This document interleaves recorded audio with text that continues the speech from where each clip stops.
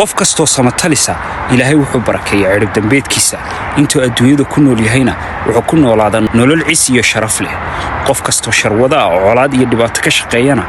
ilaahay cirib dambeedkiisu baabiya intuu adduunyada ku nool yahayna wuxuu ku noolaadaa nolol aad u liidata oo rafaad badan sidaas darteed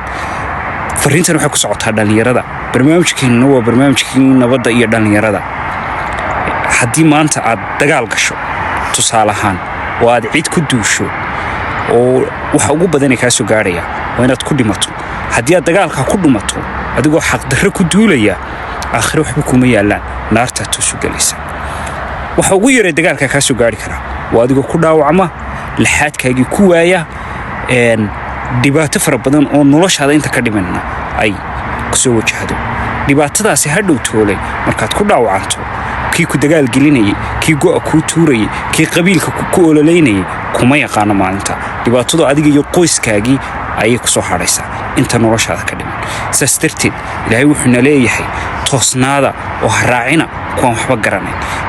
sidaas oo ay tahay dadka dhalinyarada ee aqoon-yahanka ee wax bartay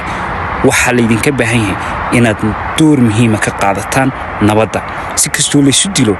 waxa ka dambeyn doonta nabad marka intaan dad kala dhiman adigu qayb ka noqo isbedelka lagu raadinayo nabadda oo ku dadaal inaanad qayb ka noqon colaadaha iyo in dad masaakiina lagu weeraro ama dad aan waxba galabsan oo maata iyo birmageedada dhibaato la soo gaarsiiyo fariintana ka qayb qaado oo si sheer gare oo nagu soo biiri waxa tala hayso